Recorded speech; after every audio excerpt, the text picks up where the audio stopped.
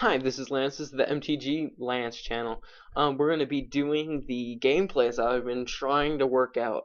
It has finally worked on the Octagon or the OCGN lately. I reinstalled it and the images are still there, and I didn't have to redo anything with I had problems with Magic the Workstation. I'll actually put the link down below to where you can get the downloads for this. You actually got to find your picture on the own because I don't remember where I got all mine.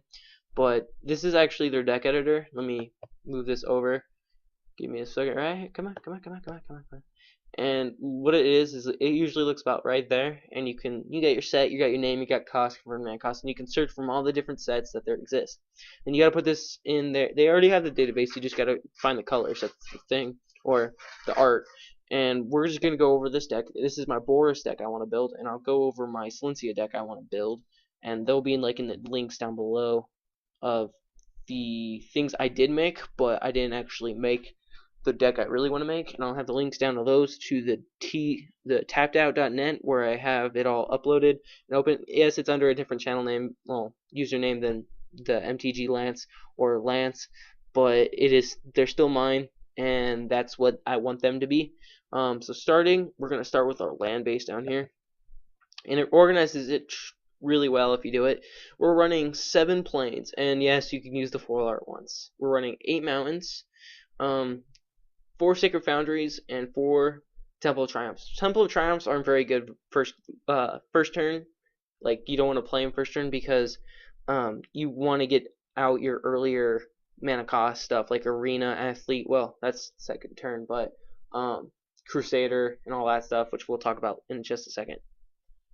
This is very good later game to just get rid of the smaller stuff you don't need anymore, but it is still very good early turn if you only have a few mana. We're playing 3 Assemble the Legions. I like this card, especially right after Purphoros. You have Purphoros, right? Turn 4, you're playing late game. And these are everything else is like under 3 mana, 2 mana. We have a Boros Reckoner in here, but besides Boros Reckoner, everything else is under 3 mana cost, besides these 2 cards. Turn 4, you're like, boom, I'm going to play a Purphoros. Okay, whenever a creature enters the battlefield under your control, it deals 2 damage. And turn 5, you put Assemble the Legion. You probably already have a board out by now, but think about that.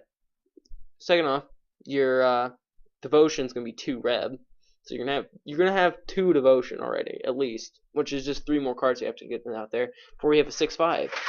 But the thing is every turn at the beginning of your upkeep, put a muster counter on Assemble the Legion.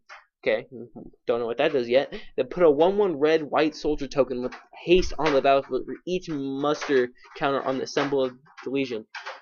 The next turn, you're going to do 2. The next turn after that, you're going to do 4. After that, 6, 8, 10, and then just from there, it just gets crazy. I mean, these 2 cards together make an insane combo of where you're just getting tokens and doing damage because you're getting tokens. Next is Spark Jolt. One red and then does 1 damage and scry 1. I like this just to scry and like search out turns and maybe get a few combat tricks and do a little damage if I need to. The Crusader, we want this first turn. You want this and you want to put stuff on it as much as you can because it gets bigger and then you can swing in with it and you're just getting tons of tokens, and then if you have Purphoros, you're doing damage. You want him out as well pretty right after that, or you want to put a enchantment or target the Crusader. The thing is this makes it so it's like, okay, you got all your tokens. You got tons of tokens. You don't need any more tokens. There's no such thing as not enough tokens, but when you get to a point where you just have tokens and they have like one big blocker, let's say, you just make it so they can't block. I had an instance where I tried this, I played 2 games with this, and it lost the first one because I did Anger of the Gods, which I took out because it does 3 to each, ruins the whole token basis and everything. But pretty much what happened is, like, they have an Elvish Mystic, and they had this big creature, and had a Boros Reckoner, and they had 2 life. So the only thing they could live was blocking with the Elvish Mystic, so I targeted him, made it so the Elvish Mystic couldn't do anything, and I just swung in. So yeah, and then next to Coordinated Assault.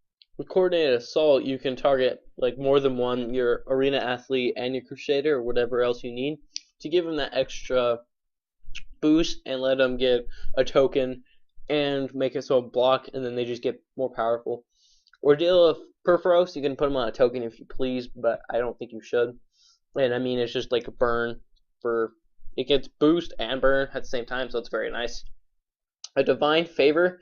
When anyone white enters the battlefield, you gain 3 life, which is actually made me win more games than you can imagine. 3 life or turn 2 with a token, and then a 2/4 is very good actually. So keep that in mind. Martial Glory. It only targets. It says target, but I don't know if it targets both of the heroic abilities or not. I don't think it does because there's one spell that has 2 abilities on it, if that makes sense. So I don't think it does do it. Boros Charm we're running a 3 of. Definitely worth it. And if you can't tell, go to the bottom right of the screen and I'll tell you how many I'm running. Boros Charm, 4 damage to a target player. That's pretty good. Just 4, 8, 12, 16. They'll be at 4 life if you just Boros Charm 4 times. Board wipes, indestructible, all your creatures. And then if you have like a really big creature and it makes it so it can't be blocked by Arena Athlete, you just hit him with a double striker. Next, we're running 3 Boros Reckoners. This card is so good, especially you play it in every Boros deck pretty much. I'm not saying you have to, but you should, because it is a 3/3 for 3, and any damage that is done to it, you can do to another target creature or the same target creature if it survives somehow. Like if it was like a 2/6, let's say. Well, no, 2/5, 2/5, and you can do the extra 2 to it and then kill it. And then first strike for the 1. I mean, it's just so good. And then back to the lands. So that is the deck tech, and we are going to go play some games now. So that wraps up the deck, I guess, and we'll just get to it.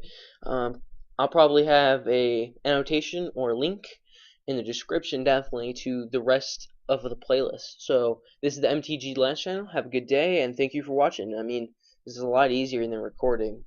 It's so much easier. So yeah, thank you guys. See you later. Peace.